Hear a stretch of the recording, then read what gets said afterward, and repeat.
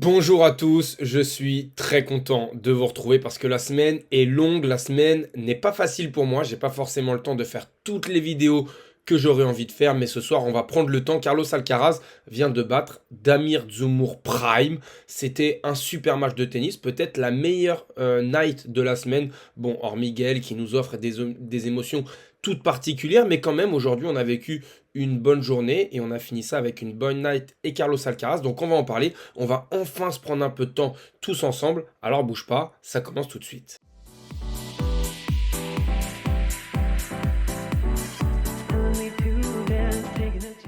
En vrai, je suis trop content de faire cette vidéo parce que ça fait quelques jours qu'on s'est pas vu. Il y a eu plein de choses qui se sont passées. Alors là, on va pas parler de toute la semaine, mais on va prendre le temps de ce qui s'est passé aujourd'hui, les trois news principales, Carlos Alcaraz, Arthur Fils, un petit débrief de la journée comme ça rapidement. On va commencer avec ce match entre Damir Dzumhur et Carlos Alcaraz, où Carlos Alcaraz, j'ai envie de dire, a fait du Carlos Alcaraz. Démonstration durant 2 sets, et puis petit trou d'air, on ouvre une petite porte à Damir Dzumhur, et lui, exceptionnel. Il a poussé la porte, il est rentré, et il s'est imposé très clairement. On a même cru à un cinquième set, il a mené d'un break dans cette quatrième manche, et ce qu'on peut ressortir déjà de ce match, c'est que Carlos Alcaraz, certes, perd un set, mais finit quand même par remporter la partie. Alors, ça peut paraître anodin pour certains, mais quand même, il évite un piège parce que Damir Dzumhur ce soir était un excellent joueur et a joué bien mieux que son classement actuel. Ça, c'est la première chose. En night, on sait que ça peut vite devenir compliqué. L'atmosphère, le public, le fait de se dire qu'on va terminer tard notre match et que ça peut nous plomber notre tournoi, psychologiquement, ça peut jouer. Aujourd'hui, Damir Dzumhur et Alcaraz, ils nous ont livré un vrai bon match de tennis. Moi, il y a deux, trois axes que j'ai envie de souligner avec vous. Le premier, c'est à la relance. Carlos Alcaraz, point gagné en retour, 46% seulement. Bon, Dzumhur 38, mais 46% face à un si faible serveur sur terre battue comme Damir Dzumhur, c'est beaucoup trop peu. C'est beaucoup trop peu, 46%. Déjà, ça, c'est un truc qui me pose problème. Ensuite, on a les balles de break jouées. Alors, bon, là, on a quand même, on les voit, il y a 21 balles de break. 21 balles de break, il en a eu seulement 7 de convertis. Et la stat que je trouve assez folle, par contre, c'est celle-là, 10 sur 18 jeux. C'est-à-dire que plus d'un jeu sur deux, il avait des balles de break. C'est monstrueux. Damir Dzumhur n'a pas su respirer, il n'a pas réussi, clairement. Mais sur les points importants, force est de constater quand même qu'il en a sauvé 14 sur 21. Donc d'un côté, du crédit à Damir Dzumhur, mais aussi un manque clairement d'efficacité de la part de l'Espagnol qui aurait dû finir ce match bien plus tôt. On va pas se mentir. Mais bon, pour notre plus grand bonheur, pour notre plus grand plaisir, on a fait durer cette soirée et on a eu un vrai bon match. On a eu beaucoup de coups gagnants de la part de Carlos. Et la dernière chose que j'avais envie de voir avec vous, c'est cette stat-là au niveau des amortis. Je ne sais pas si vous avez fait attention durant le match. Damir Dzumhur a demandé énormément d'efforts à Carlos Alcaraz d'arrière avant, arrière avant, avec 37 amortis. Carlos Alcaraz en a fait quand même lui 25, ce qui est conséquent. On sait que Carlos Alcaraz adore faire ce coup sur cette surface. Sur les autres surfaces aussi, mais sur cette surface, il a le temps de fixer. Et aujourd'hui, j'ai trouvé que Damir Dzumhur, lui, s'est inspiré de Carlos Alcaraz, a fait tout ce qu'il a pu et l'a embêté dans cette filière-là. Il y a très peu de joueurs qui utilisent cette arme face à Carlos Alcaraz. On connaît son toucher, on connaît sa main, on connaît son jeu dans le carré de service. Mais Damir Dzumhur, lui aussi, est un très bon joueur, est un très fin technicien, fin tacticien. Et il a très bien utilisé ce coup-là, qui est quand même un coup d'attaque. Il aura remporté énormément de points grâce à ça. Et la dernière chose, je ne sais pas où elle est, c'est au niveau des échanges. Les échanges, est-ce qu'on va les retrouver? Ils y sont pas, je m'en souviens, c'est les échanges de 9 coups et plus.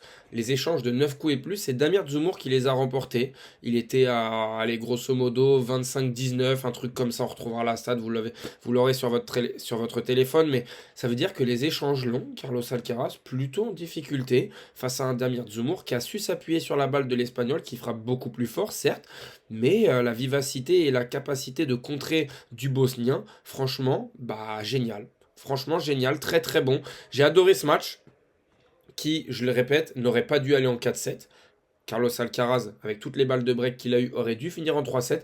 Mais c'est aussi le charme, c'est aussi ce qu'on aime chez Carlos, c'est qu'il est capable de rendre une soirée banale, une soirée pas exceptionnelle, mais vraiment très agréable, très bonne. Et si on était allé au cinquième set, on aurait pu tomber dans quelque chose peut-être d'irrationnel. Et ça, avec Carlos Alcaraz, bah, on s'en lasse pas. Deuxième news de la journée, celle-là un peu moins plaisante, c'est le forfait d'Arthur Fils. Bonjour à tous, c'est avec tristesse que je suis contraint de me retirer du tableau de ce tournoi que j'adore. Décision difficile mais nécessaire après avis médical. Merci à tous pour votre soutien, au plaisir de se revoir l'année prochaine, etc.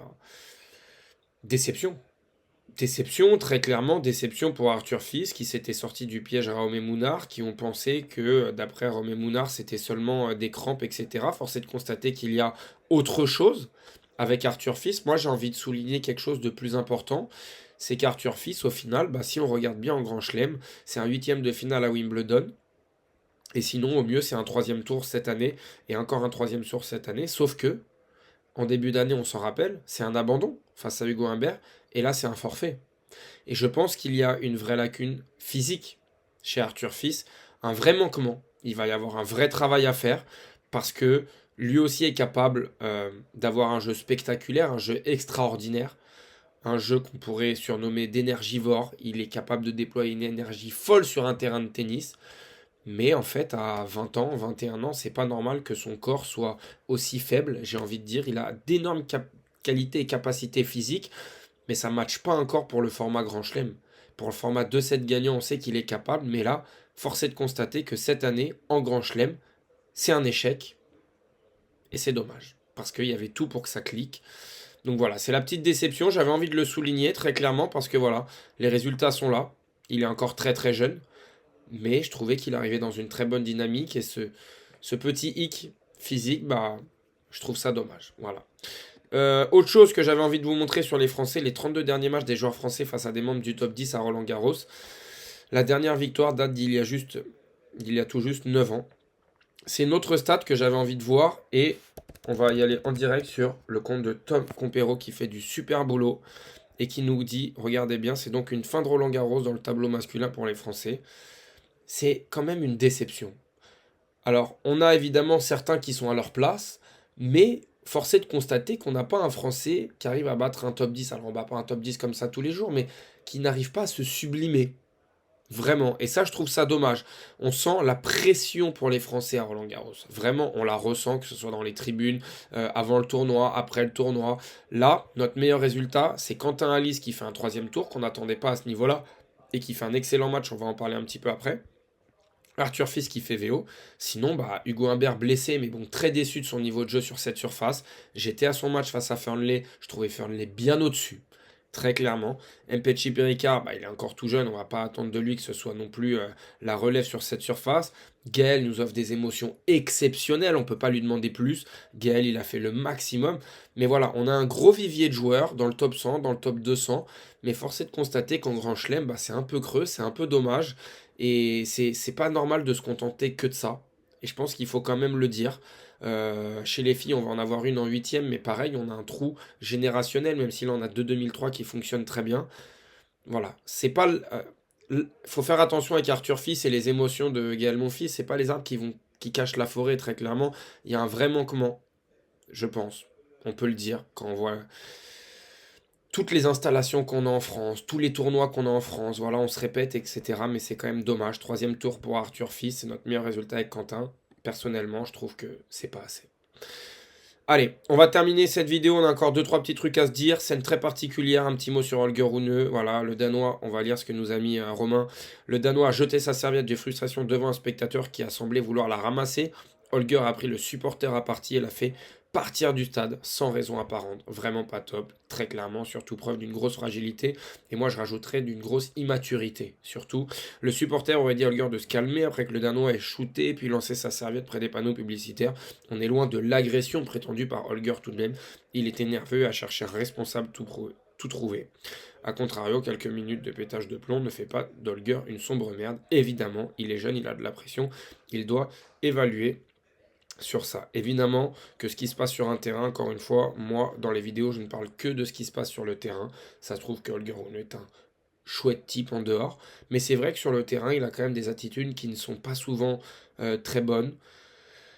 On peut aussi parler de son tennis qui est très médiocre. J'en avais fait une petite parenthèse face à Roberto Bautista Agut. Je l'avais trouvé très mauvais. J'avais employé le mot nul. Très clairement, j'avais trouvé ça nul. Et là, contre Quentin Alice, du peu que j'ai vu, j'ai trouvé ça mauvais aussi. Je trouve ça dommage parce que le potentiel de ce garçon est quand même incroyable. Quand ça clique très fort. Mais là, cette attitude-là, il n'y a pas besoin d'avoir ça. Il n'y a pas besoin de trouver une motivation supplémentaire. Il n'est pas passé loin de la défaite et ça, faut le souligner. Parce que Holger Rune, c'est un putain de matcheur. C'est un gars qui refuse la défaite et c'est un gars qui est vraiment très clutch. Encore une fois, aujourd'hui, il est mené. Alors qu'il doit remporter la troisième manche, il la perd. Dans la quatrième manche, il est à 2 points de la défaite, il finit par s'en sortir. Derrière, il déroule au cinquième set. Et ça, faut le souligner, c'est à mettre à son crédit. C'est un gros matcheur. Et surtout, il est très très clutch. Et ça, bravo. Mauvaise attitude, mais quand même, il y a des choses à souligner qui sont très bonnes chez Holger Rune. Allez, on finit très rapidement Ostapenko ou Rybakina. Est-ce que tu as une préférence, Iga Swiatek? Eh bien, Iga Swiatek, on la découvre sous un nouvel angle. J'avais envie de vous montrer ça. Elle dit non en rigolant. Est-ce que je mens bien, mon Dieu? Je ne pourrais pas jouer au poker. On se souvient que Swiatek a perdu 6 fois en 6 rencontres face à Ostapenko. Évidemment, elle préfère jouer contre Rybakina, même si Rybakina est une très bonne joueuse. C'est un peu la bête noire qui est en face. C'est la bonne vidéo, je trouve, du jour. Si vous avez l'occasion d'aller la voir, c'est très sympa. Et puis, les derniers résultats du jour, très rapidement, Musetti qui perd son premier set. Bon, je l'avais annoncé dans ma vidéo. Pas de surprise parce que Navone est un très bon joueur, mais Musetti aujourd'hui, c'est un excellent joueur de terre battue. Ça fait plaisir. Tommy Paul s'en sort en 5 face à Kachanov. Moi, j'ai vu le match de Popyrin qui a été très solide face à Borges. Franchement, ça fait plaisir. Medjedovic qui a appelé le physio à partir du 3e jeu aujourd'hui et qui a joué tout le match blessé. Il a une capacité, il a de l'or dans le bras, Medjedovic. Mais aujourd'hui, et bah force est de constater que c'est encore un petit peu léger, physiquement en tout cas, un peu à l'image d'un Arthur Fils par exemple, qu'on attend beaucoup plus au Medjedovic. Physiquement c'est trop en dessous, alors au premier set il s'en sort en envoyant que des obus et à tout qui rentre, bravo à lui. Mais derrière ça suffit pas, Altmaier que j'ai mis en quart de finale, que je suis très content de voir à ce stade-là, joueur très plaisant à voir jouer. Vraiment c'est élégant, c'est beau, ça a progressé dans tous les secteurs, ça tient très bien la balle. Il y a des très bonnes trajectoires, il y a de la variation, j'aime beaucoup. Shelton, prochain adversaire de Carlos Alcaraz. On a la night. On a la night. Ben Shelton, Carlos Alcaraz, on va kiffer, franchement. Et Tiafoe, qui remporte un match face à un joueur classé dans le top 30 sur terre battue depuis plus de 1130 jours environ. C'est fou cette stat. Cette stat est complètement dingue. Tiafoe n'avait pas remporté un joueur, il me semble, hein, si je ne me suis pas trompé dans la stat, face à un joueur du top 30 depuis plus de 1000 jours. Depuis plus de 3 ans. Tiafoe qui fait son tournoi, qui avance dans l'ombre, et ça fait plaisir. Voilà ce que j'avais à dire sur cette journée. Bon, globalement, c'était pas la plus belle journée de Roland, on va pas se mentir, mais ça reste toujours sympa, ça reste toujours des belles journées. Demain, on va kiffer, même s'il y a le forfait d'Arthur Fils. Demain, on a du Zverev Koboli, du Sinner Liechka, on a mon petit Enrique Rocha que j'adore, on a évidemment le Fonseca Draper, et on se voit demain pour en parler. Donc comme d'habitude, si c'est pas déjà fait, lâche ton meilleur like, abonne-toi, et nous on se retrouve très rapidement.